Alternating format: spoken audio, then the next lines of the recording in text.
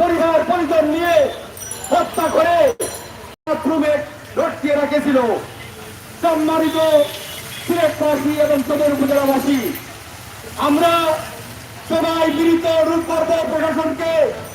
আমরা এখনো আপনাকে শ্রদ্ধার সাথে বলছি, প্রশাসন সুচার হয়ে এই নাজবিন হত্যার বিচার কেন অতি তাড়াতাড়ি সম্ভব হয়, না হলে সদর উপজেলাবাসী আমরা প্রশাসনকে এই বৃষ্টির মধ্যেও মানববন্ধন হচ্ছে। আপনারা জানেন যে গত কয়েকদিন আগে সিলেট শহরতলি বয়াসরে গৃহবধূ নাজবিনকে নিজ হাতে হত্যা করেছে বলে এখানে অভিযোগ উঠেছে এবং আইন শৃঙ্খলা বাহিনী এখনো কোনো ধরনের আসামি গ্রেপ্তার করতে পারেনি, যার ফলে তাদের আসামি গ্রেপ্তারের দাবিতে এই বিশাল মানববন্ধন এই বৃষ্টির মধ্যেও তারা কিন্তু সেটা করছেন।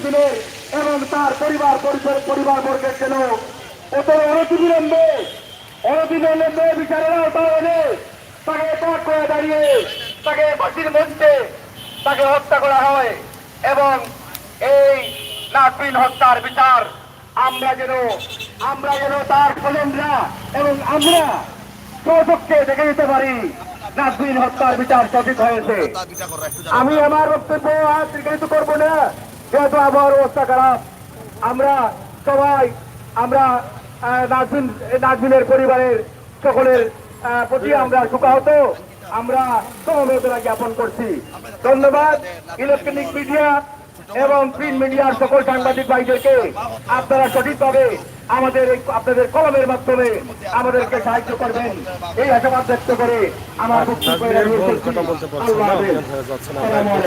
কথা শুনতেছে এবং প্রতিবাদী সিলেটের সদর এবং জালালাবাদ থানার বিভিন্ন নেতৃবৃন্দ, বিভিন্ন শিক্ষা প্রতিষ্ঠানের শিক্ষার্থীরাও কিন্তু এখানে অংশগ্রহণ করেছেন, কারণ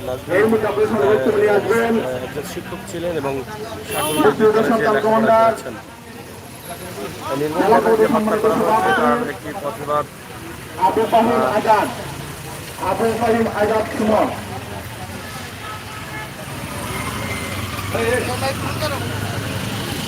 আপনার মেয়ে এবং দুটি বাচ্চা ছিল, এই বিষয়ে আজ বলতে হয় কেন আজ গণমাধ্যম কেন এই বৃষ্টির মাঝে আগুন নিয়ে আজকে আমি রাস্তা দাঁড়াবো, কিন্তু বাধ্য হয়ে আজকে রাস্তা নামতে বাধ্য হয়েছি।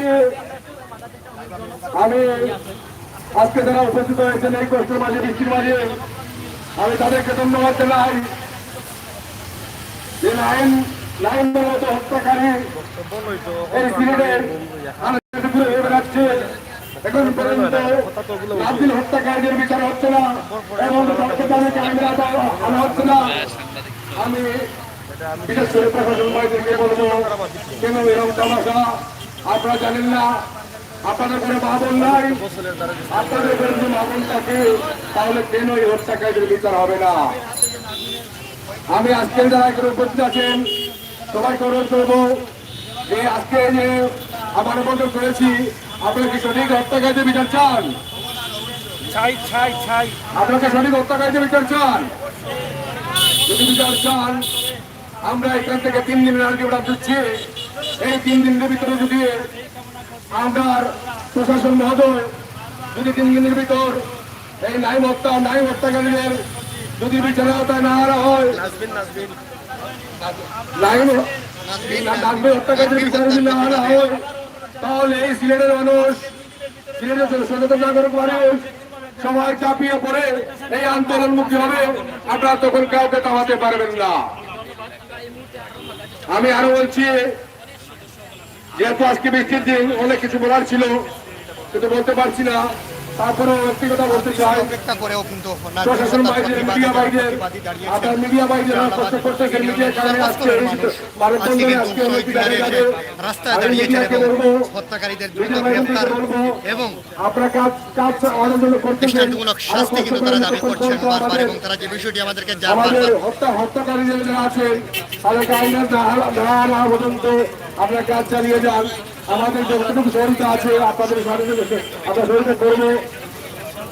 আর আমার পাশে আরো বক্তারা রয়েছেন, আপনার সবাই ভালো থাকুন, সুস্থ থেকে আসার জন্য সুস্থ থাকেন এই কামনা করে এখানে বিদায়। আসসালামু আলাইকুম।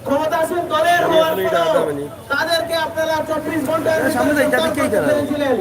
কারণ আপনারা চেয়েছিলেন আন্তরিকভাবে। আমরা আপনাদের কাছে অনুরোধ করব, আর যাতে দ্বিতীয়বার এই শহীদ মিনারে এসে মানববন্ধন করে দাবি জানাতে না হয়। কারণ এভাবে যদি দাবি আর কোনো বিচার না হয়, তাহলে এভাবে একের পর এক রাজনীতির প্রাণ চলে যাবে। তাই আমি সকলের কাছে অনুরোধ করব, বিশেষ করে প্রশাসনের কাছে, আপনাদের কাছে আমরা বিনীত স্বরে অনুরোধ করছি। আমরা এখন শান্তিপূর্ণ আন্দোলনের মধ্য দিয়ে যাচ্ছি, আমরা দাবি জানাচ্ছি, সেটা যদি আপনারা কর্ণপাত না করেন, তাহলে সিলেট সদর উপজেলাবাসী কঠোর আন্দোলনে যেতে বাধ্য হবে।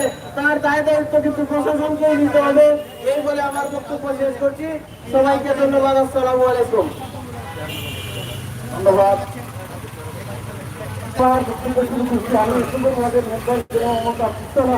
আমরা এই কারণে হত্যা হয়েছে, হত্যা কিন্তু নয়, এই হত্যা জঘন্য হত্যা। যাকে হত্যা করা হয়েছে সে ছিল, সে হচ্ছে স্বাবলম্বী মহিলা ছিল, তাকে হত্যা করা অত্যন্ত জঘন্য কাজ। আমরা বিপুল চাই এটা পাবো হইয়া, এর ফলে আমরা চাই আসামিকে গ্রেফতার, এর ফলে আমরা চাই মানুষ চার্জশিট হবে এবং আসামিকে চার্জগুলো শাস্তি হবে। তারপরে আমরা জনগণের শান্তি হবে।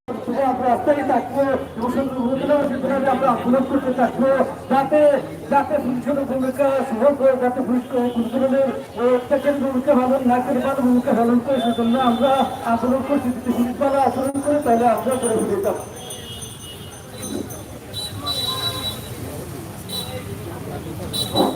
আজকে উপস্থিত হয়েছেন সিলেট মহানগর সংগ্রামী সভাপতি, ওনার কাছে আমরা একটি দাবি জানাতে চাই। আপনি জানেন এই সিলেট নগর অত্যন্ত সুন্দর ও সুশৃঙ্খল, একে অন্যের সাথে গভীর সম্পর্ক। কিভাবে এই মেধাবী ছাত্রী নাজমুলকে হত্যা করা হয়েছে, তাকে হত্যাকারীকে আগামী 24 ঘন্টার মধ্যে যাতে গ্রেফতার করা হয়, সেই ওনার কাছে আমরা জোর দাবি জানাই। উনি যাতে কর্মকর্তার সাথে আলোচনা করেন। এই পর্যায়ে আপনার বক্তব্য রাখবেন সিলেট মহানগর ছাত্রলীগের সংগ্রামী সভাপতি কিশোর জাহান সৌরভ। ধন্যবাদ। আজকে অত্যন্ত দুঃখের বিষয় যে আমাদের আজকে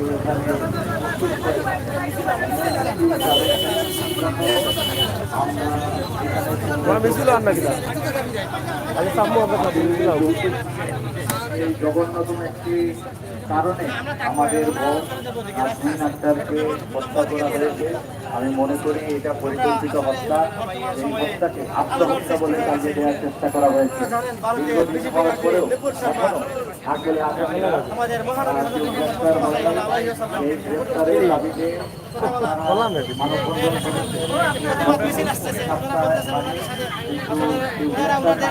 আজকে আবারও আমরা অত্যন্ত দুঃখের বিষয়। কিছুক্ষণ আগে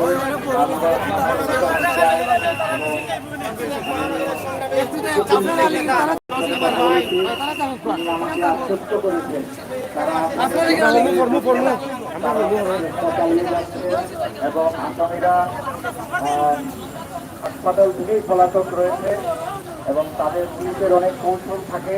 এই কৌশলের কারণেই তারা হয়তো সব তথ্য আমাদেরকে দিতে পারছেন না, কিন্তু মাননীয় উপপুলিশ কমিশনার মহোদয় এবং অফিসার আমাকে আশ্বস্ত করেছেন তারা অতি সত্বর আসামিকে গ্রেফতার করে আইনের আওতায় নিয়ে আসবেন।